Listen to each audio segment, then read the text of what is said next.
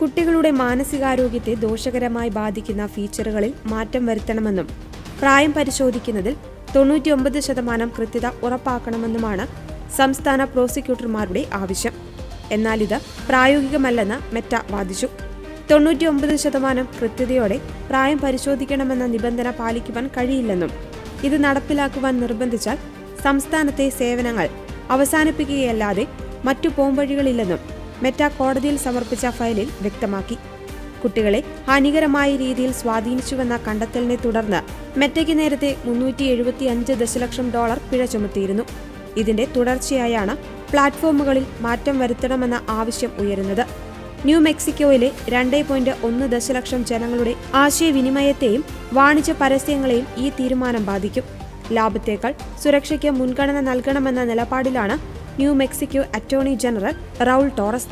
Infinity scrolling, autoplay തുടങ്ങിയ ഫീച്ചറുകൾ ഒഴിവാക്കി കുട്ടികളെ ചൂഷണങ്ങളിൽ നിന്ന് സംരക്ഷിക്കണമെന്നാണ് അദ്ദേഹത്തിന്റെ പക്ഷം. കാനഡയിൽ പ്രാദേശിക വാർത്തകൾ ബ്ലോക്ക് ചെയ്തതുൾപ്പെടെയുള്ള മെറ്റയുടെ മുൻകാല നടപടികളെ വിദഗ്ധർ ചൂണ്ടിക്കാട്ടുന്നുണ്ട്. ചെറുകിട പ്രദേശങ്ങളിൽ കർശനമായ നിയമങ്ങൾ നടപ്പിലാക്കുന്നത് കമ്പനിയുടെ ലാഭത്തെ ബാധിക്കുമെന്നതിനാൽ അത്തരമിടങ്ങളിൽ നിന്ന് പിന്മാറാൻ മെറ്റ തയ്യാറായേക്കാം. അടുത്തയാഴ്ച നടക്കാനിരിക്കുന്ന വിചാരണയിൽ കോടതി എന്ത് നിലപാട് സ്വീകരിക്കും എന്നതിനെ ആശ്രയിച്ചിരിക്കും ഫേസ്ബുക്കിന്റെയും ഇൻസ്റ്റഗ്രാമിന്റെയും ഭാവി. 40-ലധികം US സംസ്ഥാനങ്ങൾ മെറ്റയ്ക്കെതിരെ സമാനമായ കേസുകൾ നൽകിയിട്ടുണ്ടെങ്കിലും വിചാരണയിലേക്ക് കടക്കുന്ന ആദ്യ കേസാണ് ന്യൂ മെക്സിക്കോയിലേത്.